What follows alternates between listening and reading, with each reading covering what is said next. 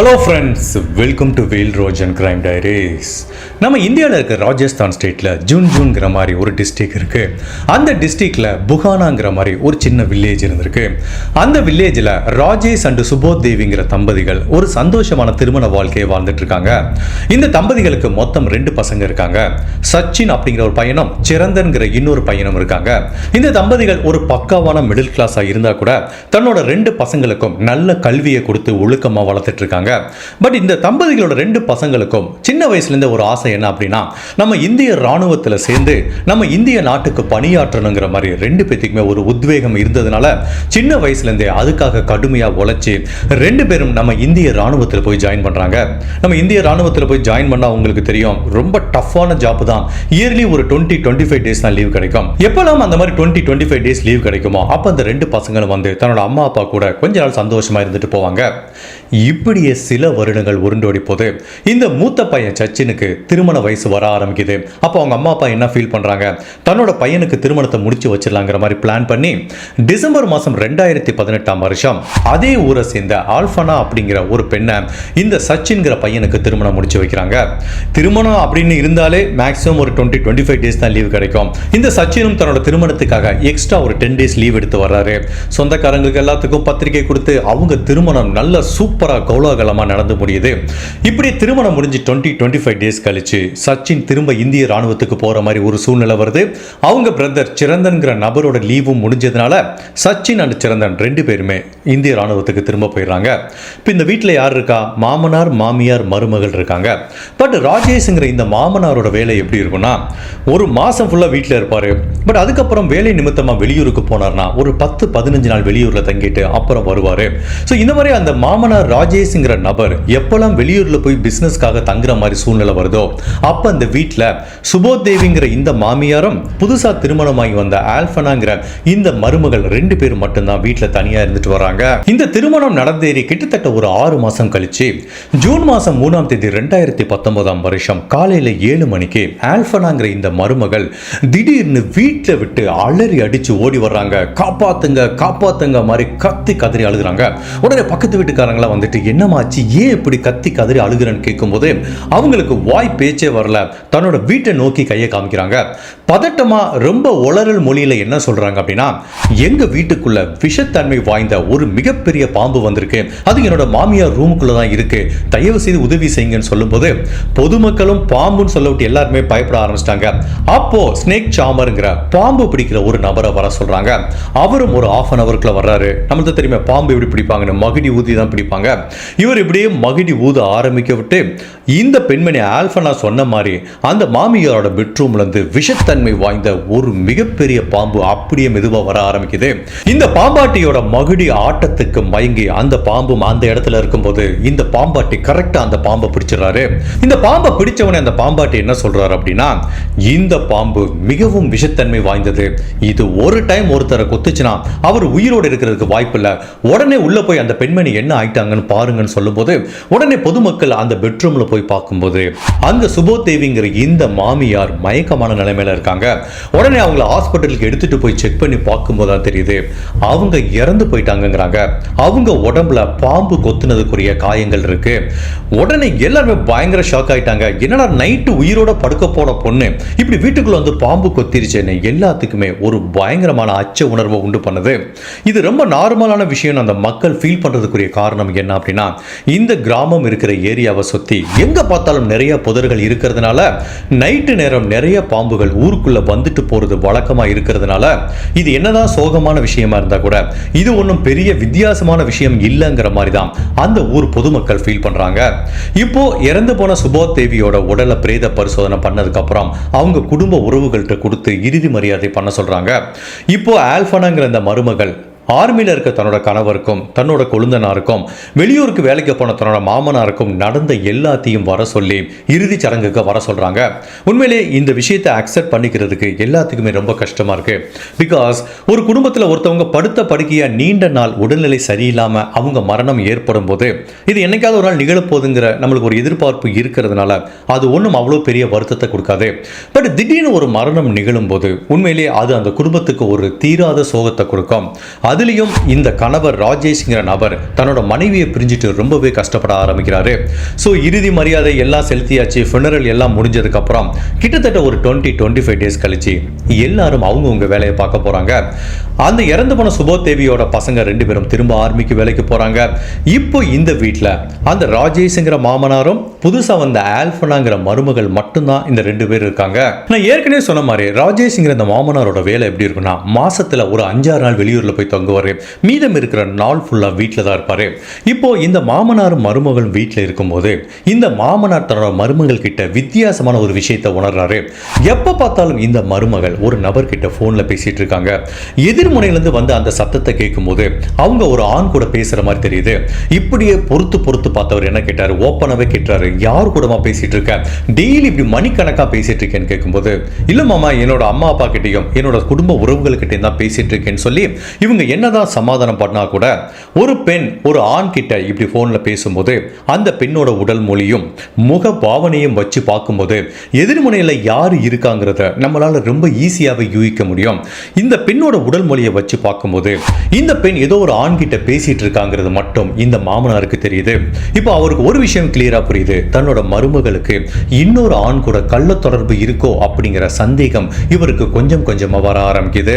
இப்படி ஒரு நாள் அவர் குழப்பத்தோடயே இருக்கும்போது, இது ரொம்ப சென்சிட்டிவான விஷயம்னு வச்சுக்கோங்களேன், ஒரு பொண்ணை பத்தி நம்ம தெளிவா அதுவும் இந்த மாதிரி விஷயத்துல தெரியலனா இதை போய் அவங்க கணவர்கிட்ட எடுத்துட்டு போனாலோ இல்ல வெளியில சொன்னாலோ அந்த குடும்பத்துக்கு ஒரு தீராத அவமானம் வந்துருங்கிறதுனால இவரும் பொறுமையா இருந்துட்டு வரும்போது இவரோட பக்கத்து வீட்டுக்காரங்க வந்து இவர்கிட்ட என்ன சொல்றாங்கன்னா, இங்க பாரு ராஜேஷ், நான் சொல்றேன் தப்பா எடுத்துக்காத, நீ ஊர்ல இல்லாதப்போ உன் வீட்டுக்கு சந்தேகப்படும்படியான ஒரு ஆண் அடிக்கடி வந்து போயிட்டு இருக்காங்கிற மாதிரி நெய்பர்ஸ் ஒரு 2-3 பேர் சொல்ல விட்டு தான் ராஜேஷ் என்ன ஃபீல் பண்றாரு, சந்தேகமே கிடையாது, நம்ம ஏற்கனவே சந்தேகப்பட்ட மாதிரி தன்னோட மருமகளுக்கு இன்னொரு ஆண் கூட தொடர்பு இருக்கு அப்படிங்கிற மாதிரி ஃபீல் பண்ணவரு இப்போ அவர் இன்னொரு கோணத்திலையும் திங்க் பண்றாரு. இவங்க 2 பேரும், அதாவது மாமியாரும் மருமகளும் வீட்டில் இருக்கும் போதான் தன்னோட மனைவியை பாம்பு கொத்தி இறந்து போச்சுங்கிற மாதிரி சொல்லியிருந்தாங்க. இப்போ இந்த மருமகள் இன்னொரு ஆண் கூட தொடர்பு இருக்கிறதுனால ஒருவேளை தன்னோட மனைவியோட மரணம் இயற்கையா நிகழாம தன்னோட மனைவியை யாரோ பாம்பு விட்டு ஏவி கொத்த வச்சு கொலை செய்யப்பட்டிருக்காங்களோ அப்படிங்கிற மாதிரி ஒரு சந்தேகமும் இவருக்கு வர ஆரம்பிக்குது. இப்போ அதனால ராஜேஷ்ங்கிற இந்த மாமனார் தன்னோட சந்தேகத்தை தெளிவுபடுத்துறதுக்காக தன்னோட பையனுக்கு கால் பண்றாரு. அவரோட பையன் சச்சின்கிற பையன் ஆர்மில இருக்கான். அவங்கிட்ட நடந்த எல்லாத்தையும் சொல்றாரு. ஓ பொண்டாட்டி மணிக்கணக்கா யாரு கூட பேசிட்டு இருக்கா, நம்ம பக்கத்து வீட்டுக்காரங்களும் சில கம்ப்ளைண்ட் சொல்றாங்க, இது எல்லாத்தையும் வச்சு பார்க்கும்போது உன்னோட மனைவிக்கு இன்னொரு ஆண் கூட தொடர்பு இருக்கிறதுக்கு வாய்ப்பு இருக்கு. அதே டயத்துல உன்னோட அம்மாவோட மரணத்திலையும் எனக்கு சந்தேகம் இருக்கு. இதுக்கு நம்ம சரியான ஆக்ஷன் எடுக்கணும் சொல்லிட்டு இந்த அப்பாவும் பையனும் என்ன முடிவு பண்றாங்க, இப்போ போலீஸ் ஸ்டேஷன்ல போயிட்டு என்னோட மனைவியோட மரணத்துல எனக்கு சந்தேகம் இருக்கு, அந்த வழக்கை நீங்க ரீஓபன் பண்ணி விசாரிங்கிற மாதிரி சொல்றாங்க. போலீஸ் ஆபீசர் அதுக்கு என்ன சொல்றாங்க, சார் பாம்பு கொத்தி இறக்குறதுங்கிறது நார்மலாக நடக்கிறது, அந்த பொண்ணை ஹாஸ்பிட்டலுக்கு கூட்டு போனாங்க, பாம்பு கொத்தனக்குரிய தடயம் இருக்கு, அவங்க உடம்புல விஷமும் இருக்கு, பிளஸ் பக்கத்து வீட்டுக்காரங்க மட்டும் இல்லை இந்த ஊர் மக்களே பார்த்தாங்க ஒரு பாம்பாட்டி உங்க வீட்டுக்குள்ள வந்து பாம்பை பிடிச்சத, பிளஸ் உங்க வீடு இருக்கிற ஏரியாவை சுத்தி புதரா இருக்கு, எல்லாமே கரெக்டா இருக்கு சார், இதை எதுக்கு சார் நீங்க கொலைன்னு சொல்றீங்கன்னு சொல்லும்போது என்னோட மனைவியோட பிரேத பரிசோதனை அறிக்கையை கொடுத்தாங்கல்ல அதை தெளிவா படிச்சு பார்த்தீங்களான்னு இவர் கேட்கிறாரு. போலீஸ் இல்ல ஏற்கனவே கிளியரா இருந்தனால நாங்க படிக்கலைங்கிறாங்க, அதை இன்னொரு முறை நீங்க படிச்சு பாருங்கன்னு சொல்லும்போது இப்போ போலீஸ் ஆபீசர் அந்த பிரேத பரிசோதனை அறிக்கையை படிக்கும் போது தான் தெரியுது அவங்க ஒரு மிக முக்கியமான விஷயத்தை கோட்டை விட்டுருக்காங்க. ஆபீஸ்லி இறந்து போன சுபோதேவியோட உடம்புல பாம்பு கொத்துனக்குரிய தடயமும் இருக்கு, பாம்பு கிட்ட இருந்து வந்த விஷயமும் இருக்கு. அதை எல்லாத்தையும் தாண்டி இந்த சுபோதேவியோட மரணம் எப்படி நிகழ்ந்திருக்குன்னா மூச்சு திணறல் ஏற்பட்டு தான் ஏற்பட்டிருக்கு. அதாவது அவங்களோட கழுத்தை யாரும் நெரிச்சதுக்குரிய தடயங்களும் இந்த போஸ்ட்மார்டம் ரிப்போர்ட்ல இருக்கு. பட் இந்த போலீஸ் ஆபீசர் அதை கேர்லெஸ்ஸா படிக்காம விட்டுருக்காங்க. இப்போ 2வது முறை படிக்கும்போது இவங்க பாம்பு கொத்தி இறக்கல, இவங்களை யாரோ கழுத்தை நெரிச்சு தான் கொலை பண்ணதுனால தான் மரணம் நிகழ்ந்திருக்குங்கிறத புரிஞ்சுக்கிட்ட போலீஸ் ஃபைனலா இந்த கேஸை ரீஓபன் பண்ணி விசாரணை பண்றாங்க. இப்போ போலீஸ் இறந்து போன சுபாதேவியோட கணவர் ராஜேஷ் கிட்ட கேட்கிறாங்க, சரி உங்க மனைவியை யாரு பாம்பை வச்சு கொலை பண்ணிருக்கிறதுக்கு வாய்ப்பு இருக்குன்னு கேட்கும்போது சந்தேகமே கிடையாது சார், என்னோட மருமகள் தான் இதை பண்ணிருக்கிறதுக்கு வாய்ப்பு இருக்குங்கிற மாதிரி அவர் நடந்த எல்லாத்தையும் சொல்றாரு. என்னோட மருமகளுக்கு இன்னொரு ஆண் கூட தொடர்பு இருக்குன்னு எனக்கு சந்தேகம் சந்தேகம் இருக்கு, அவங்க மணிக்கணக்கா இன்னொரு நபர் கூட போன்ல பேசிட்டு இருக்காங்கங்கிற மாதிரி இந்த மாமனார் சொல்றாரு. இந்த மாமனார் சொல்ற ஸ்டேட்மெண்ட்டையும் உறுதிப்படுத்துற மாதிரி இவங்க பக்கத்து வீட்டுக்காரங்களும் என்ன சொல்றாங்கன்னா, சார் கல்யாணம் ஆகி வந்த இந்த பொண்ணை நான் நிறைய டைம் பார்த்துருக்கேன் சார், எப்ப பார்த்தாலும் வீட்டுக்கு பின்புறமோ மின்புறமோ தண்ணி பிடிக்க போற இடத்துல இருந்து எங்க பார்த்தாலும் போன் பேசிட்டே இருப்பாங்க சார்ங்கிற மாதிரி எல்லாரும் சொல்லவிட்டு, சரி இவங்க யாருக்கிட்ட தான் போன் பேசுறாங்கன்னு சொல்லிட்டு போலீஸ் அவங்களோட போன் ரெக்கார்டை எடுத்து பார்க்கறாங்க.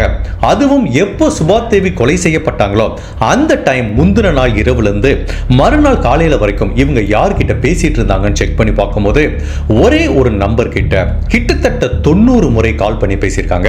அந்த நம்பர் யாருக்கு சொந்தமானதுன்னு போலீஸ் விசாரணை பண்ணும்போது மணிஷ் அப்படிங்கிற ஒரு நபருக்கு சொந்தமான நம்பர் கிட்ட தான் இவங்க 90 முறை கால் பண்ணி பேசினதுனால இப்ப போலீஸுக்கும் தெளிவா புரியுது, அந்த சம்பந்தப்பட்ட இரவு மட்டுமல்ல அதுக்கு அப்புறமும் அதுக்கு முன்னாடியும் பலமுறை மணிஷ்ங்கிற இந்த நம்பர் கூட தொடர்ந்து அவங்க பேசினதுக்குரிய எல்லா ரெக்கார்டையும் போலீஸ் கண்டுபிடிக்கிறாங்க.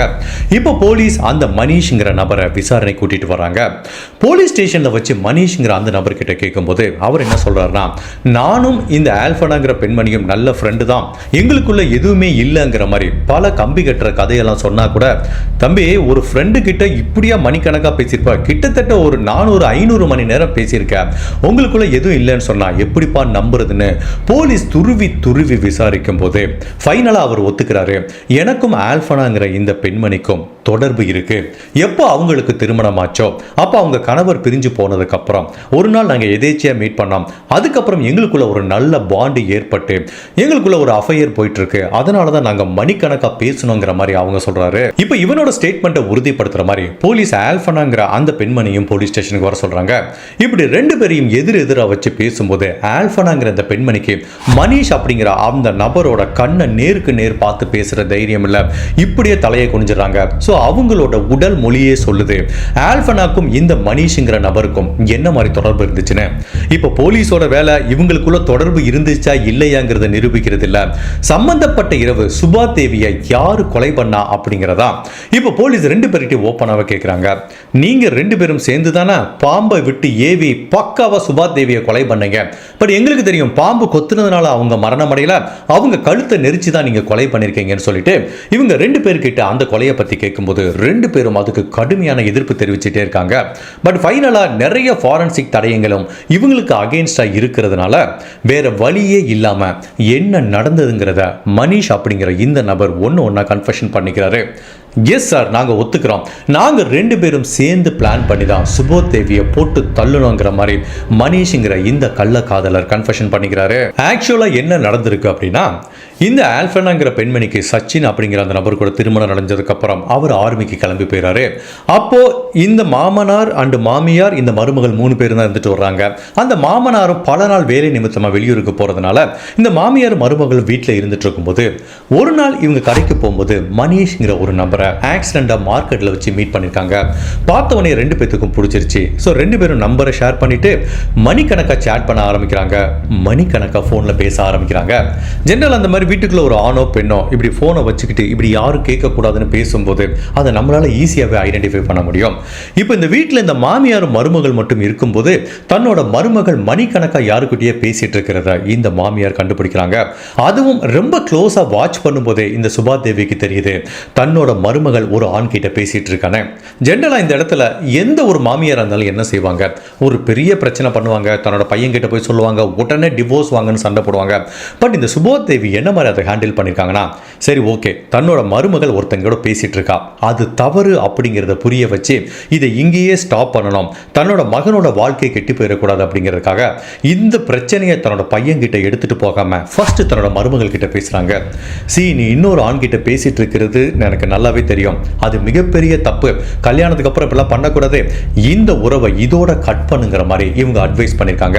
இதை என் பையன் கிட்ட எடுத்துட்டு போக மாட்டேன், இது நம்ம ரெண்டு பேத்துக்குள்ளே இருக்கட்டும், பட் இந்த பிரச்சனை இதோட முடிச்சுக்கோன்னு சொல்லி இவங்க எவ்வளவுதான் அட்வைஸ் பண்ணா கூட இந்த ஆல்பனாங்கிற மருமகள் எதையுமே கேட்கறதுக்கு ரெடியா இல்ல. தன்னோட மாமியாரோட அறிவுரை எல்லாத்தையும் இக்னோர் பண்ணிட்டு தொடர்ந்து மணிஷ் அப்படிங்கிற அந்த நபர் கூட தான் மணிக்கணக்கா பேசுறாங்க.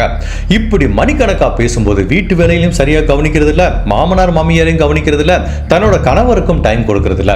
ஒட்டுமொத்தத்தில் இந்த ஆல்பனா மனிஷ் தான் தன்னோட உலகம் நினைச்சிட்டு மணிக்கணக்காக அவங்க பேச ஆரம்பிக்கிறாங்க. இந்த மாமியாரும் பொறுத்து பொறுத்து பார்க்குறாங்க, என்னைக்காவது இவ திருந்திருவான்னு பார்த்தா அந்த திருந்தருக்குரிய சான்ஸே கிடைக்கல. இப்படி ஒரு நாள் கேஷுவலாக அந்த மாமியார் மார்க்கெட்டுக்கு போயிட்டு வரும்போது அங்கே இருக்கிற ஒரு ஸ்ட்ரீட்டில் இந்த மனிஷ்ங்கிற பையனும் தன்னோட மருமகள் ஆல்பனா 2 பேரும் நின்று பேசிட்டு இருக்கிறத பார்த்து இந்த மாமியாருக்கு வந்தது பாருங்க கோபம். இவ்வளோ நாள் பொறுத்து பொறுத்து பார்த்தேன், நீ திருந்திருவேன்னு பார்த்தேன், நீ திருந்துறதுக்கு வாய்ப்பே இல்லைங்கிற மாதிரி தான் அந்த மாமியார் ஃபீல் பண்ணுறாங்க. இந்த மாமியார் கோபமாக வீட்டுக்கு போயிட்டாங்க. கொஞ்ச நேரம் கழிச்சு ஆல்பனாங்கிற அந்த மருமகள் வரும்போது 2 பேத்துக்குள்ளே பயங்கரமான ஹீட்டட் ஆர்குமெண்ட் வருது. மாமியார் சொல்கிறாங்க, சி நான் உனக்கு எவ்வளவோ சான்ஸ் கொடுத்துட்டேன், நீ திருந்துற மாதிரி தெரியல, இதுக்கு மேலே இந்த பிரச்சனை நான் விடுறதில்ல, நீ என்னோட பையனுக்கு சரியாகவே வரமாட்டேன், டிவோர்ஸ் வாங்குற தவிர எனக்கு வேற வழியே தெரியல, நான் என்னோட பையன்கிட்ட இந்த பிரச்சனையை எடுத்துட்டு போறேங்கிறாங்க.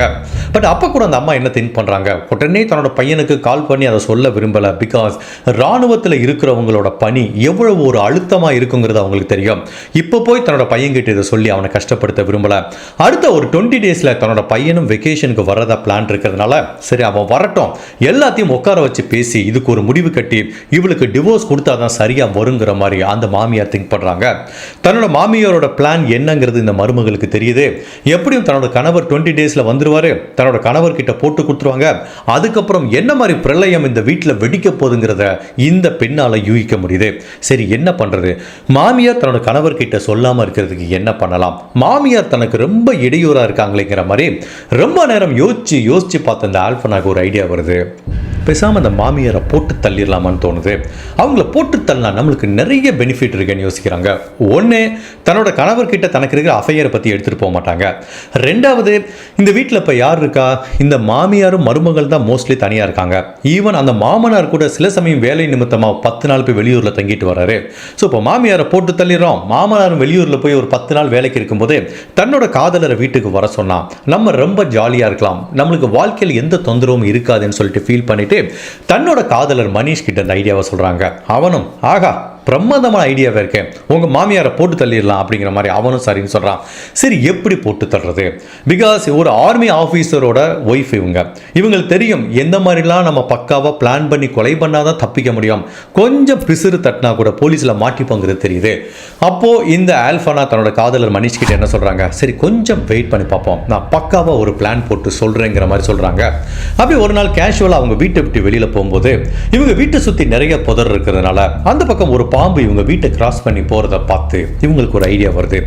சூப்பர், நம்ம ஏரியாவில் தான் நிறைய பேரை பாம்பு கடிக்குது, ஒரு பாம்பை பிடிச்சி நம்ம மாமியாரை கொத்த வச்சு போட்டு தள்ளிட்டா சூப்பர், இது ஒரு நேச்சரான டெத்தா இருக்கும், நம்மளுக்கும் தொந்தரவு இருக்காதுன்னு இந்த ஐடியாவை தன்னோட காதலர்கிட்ட சொல்றாங்க.